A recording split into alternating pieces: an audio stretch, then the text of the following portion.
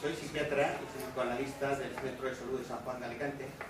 Pues próximamente voy a venir ahí a ocupar la plaza del Cabo, del Centro de Salud Mental del Cabo.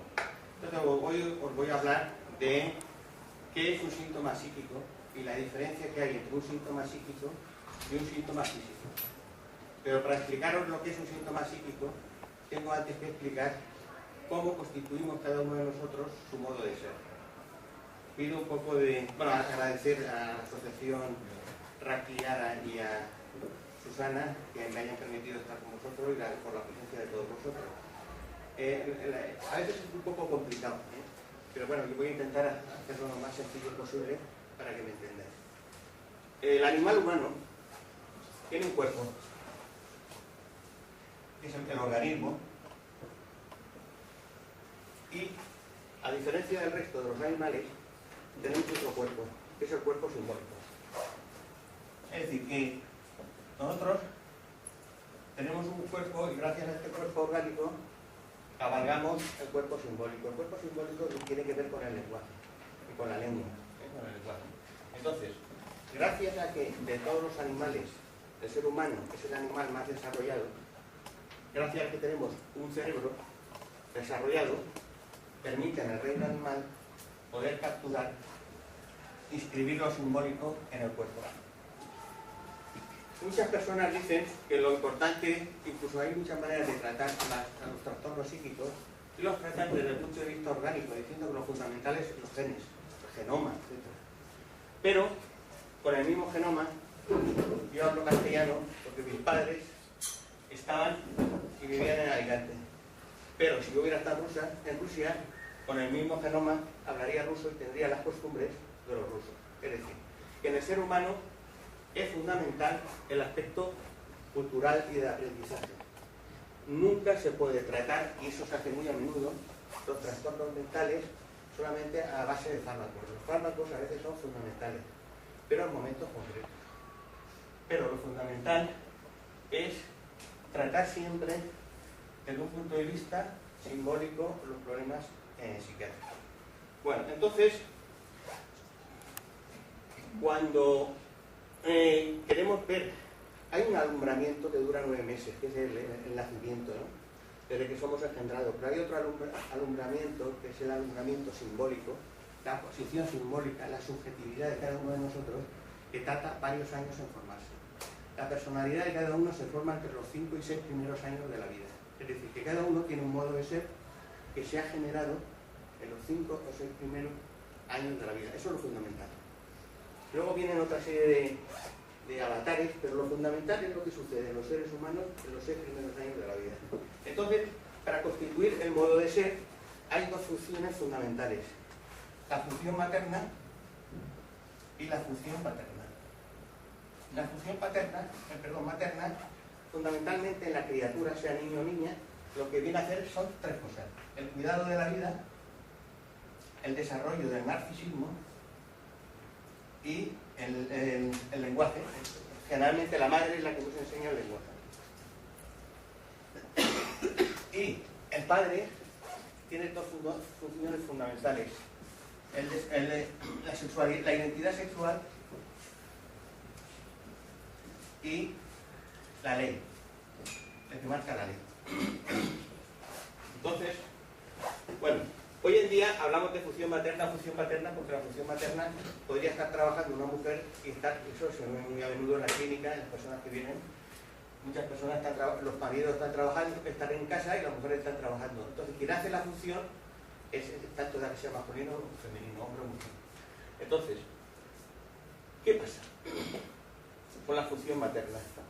Bueno, pues que el niño cuando nace de una manera muy indefensa. Del reino animal, al igual que tiene la capacidad para escribir lo simbólico, del mundo animal es el animal más indefenso que existe. Porque si no hubiera una persona que estuviera con él, que lo cuidara, se moriría. Al igual que otros animalitos nacen y empiezan ellos mismos a funcionar, en los seres humanos hay tal indefensión que sin el cuidado materno no moriríamos. ¿Pero qué ocurre? Bueno, antes os voy a explicar una cosa. Hay una cosa que se llama la lengua, otra cosa es el lenguaje. Ahora lo explicaré lo que es. Y una cosa que se llama el falo. No tengo más remedio que hablar de esto porque si no se entienden muchas cosas luego. Bueno, ¿qué ocurre? Que cuando la madre cuida a la criatura, cuando la está cuidando, al principio la madre le dice cosas al niño. Caca, pipi, come, niño bonito, lo que sea. Le dice cancioncitas y tal, pero el niño, con una semana, 3 meses, no entiende nada. Es decir, el niño recibe palabras que son, que nosotros llamamos palabras a los significantes. Recibe significantes, palabras que no entiende. Y entonces eso es la lengua. Luego volveré a ello. Y cuando el niño, los primeros meses de la vida, le habla, él no entiende el sentido de las palabras. Pero esas palabras, gracias a la corteza cerebral que tenemos, se inscriben en la carne, en el organismo. Es como si fuera alguna letra, te hace como una impresión, como si fuera algo de una libreta que vamos imprimiendo, ¿no? Entonces, esos primeros significantes que vienen de la madre y que no se entienden, que le llamamos S1, se van inscribiendo en el cuerpo. Y eso tiene su importancia. Todos los organismos vivos, sobre todo los animales, tienen una cosa que se llama el goce. El goce es, de alguna manera, aquello que da colorido a la vida. Porque ahí está el goce y está el pensamiento racional, el conocimiento, la conciencia. Pues si solamente los seres humanos fuéramos conciencia o aspecto relacional, aspecto del pensamiento, seríamos como unos, pienso, como si fuéramos planetarios, ¿no? Pero lo que da color a la vida, lo que da el pensamiento, lo que da la pasión, la emoción, el sentimiento, las ganas de luchar, el deseo, el placer, todo eso tiene que ver con el goce. Pero claro, cuando nacemos, la carne, el organismo, tiene un goce. Pero claro, de ese goce sabemos que existe, porque luego vamos a seguir el camino de ese goce, pero no sabemos de qué se trata ese goce. ¿Por qué? Porque como no hablamos, no sabemos qué es ese goce.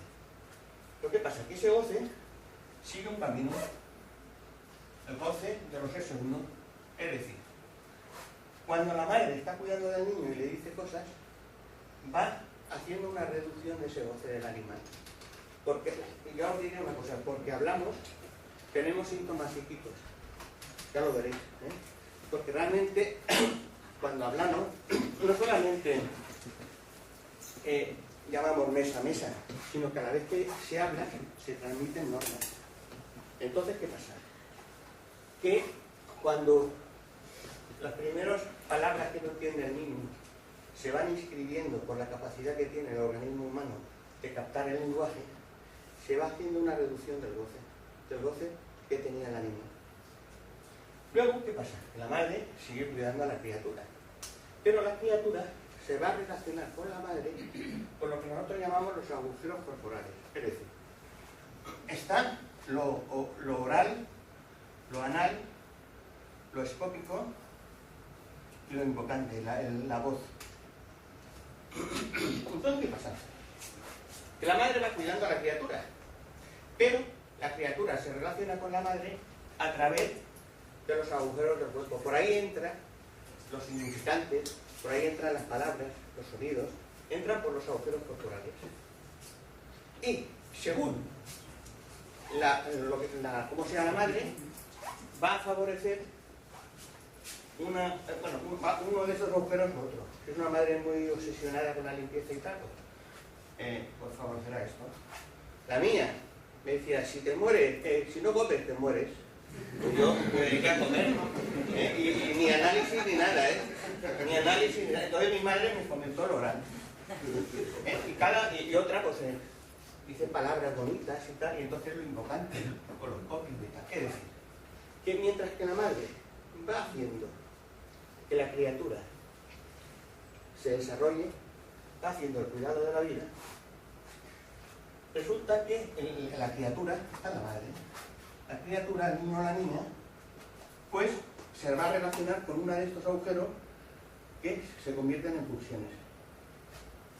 Entonces, ese goce inicial que ha pasado al goce de la lengua, que hay una reducción de goce, luego hay en el cuerpo toda una reducción de goce que va al juego pulsional. De tal manera que cuando una persona ama a otra, eso que existe dos seres que se aman y la masa completa, eso es mentira. Cada uno de nosotros ama y va a encontrar en el otro de la pareja esto que fue para la madre, que llamamos esto le llamamos, a estas cosas le llamamos edad. Para uno puede ser de una manera o para otros de otra. En principio, si todos los que estamos en la sala somos neuróticos, pues una de estas cosas está en lo más íntimo. Yo cuando me acuerdo cuando empecé mi análisis, pues yo pensaba, bueno, pues seré un caballero tal, y yo siempre pensaba que iba a encontrarme con los ideales que si me faltaban iba a conseguir. Pero realmente lo que descubrí, y lo que se descubre en los análisis, es esto. Aquello que uno fue para la madre, cuando la madre nos cuidaba. Entonces, cuando estamos con una persona, buscamos en esa persona, sin saberlo, aquello que fuimos para la madre. Pero todo eso está reprimido y no tenemos conciencia de eso. Es decir, parece que lo que buscamos es la forma, la imagen del otro. Esta imagen me gusta tal. Pero resulta que a lo mejor te gusta esa imagen, pero lo que te está gustando es el color de ojos que tiene esa persona. Porque tendría que ver con los fóbicos en relación a la madre. Y luego está lo que se llama la elección sexual. Es decir, que cada uno desea un objeto sexual con unas características que tienen que ver con todas estas cosas. Bueno, entonces que sepáis que eso está ahí, pero todo eso está reprimido. Eso está reprimido. ¿Por qué está reprimido? Porque hay un malentendido en la vida. Hay varios, pero uno de los malentendidos es que cuando la madre le dice al niño, come, por ejemplo, o haz caca, o duerme, el niño está tan indefenso y la madre está a la función paterna. Es tan poderosa que para vivir tiene que colocarse en el lugar que le convoca la madre. ¿Y qué lugar le convoca la madre? Por ejemplo, le dice, come. Pues el niño cree que comiendo se convierte en el falo que le falta a la madre. El falo es un concepto que quiere decir aquello que a uno le falta y cómo conseguirlo. Entonces, cuando la madre está cuidando a la criatura, resulta que la criatura se coloca en uno de estos lugares porque cree que eso es lo que le pide la madre. Y la madre no le pide eso, la madre le demanda que haga caca o haga pipi o que coma, pero porque es una necesidad, pero no porque a la madre le falte nada. Entonces el niño confunde la demanda de cuidador de la madre con que eso es lo que le falta a la madre. Entonces, si yo sé que a una persona le falta esto, si yo me coloco en el lugar de esa falta como objeto para satisfacer esa falta, poseo, en este caso, a la madre reina, a mi madre. Entonces, todos nosotros, por la indefensión, lo que hacemos es colocarnos en el ser el falo de la madre. Pero claro, el falo de la madre no es nada, porque en definitiva, a la madre no le falta nada, pero por ese equívoco, por ese malentendido, resulta que nosotros nos colocamos como falo de la madre. Entonces, quiero que sepáis que existen tres estructuras fundamentales en los seres humanos, que son la estructura psicótica, perversa, y la estructura neurótica. Y luego hay una anterior a todas, que es el autismo. Por ejemplo, con todos los genes que queráis que tengamos, ¿no? Cuando un niño pequeño, en los primeros días de la vida, o en los siguientes días de la vida, le hablan, a veces ese hablar le produce dolor, le produce una especie de displacer enorme. ¿Qué hace el niño? No quiere saber nada de la lengua, no quiere saber nada del lenguaje, lo que hace es que reprime el lenguaje. Entonces, cuando una persona, cuando tiene que hablar y aprender el lenguaje, lo reprime, a eso le llamamos el autismo.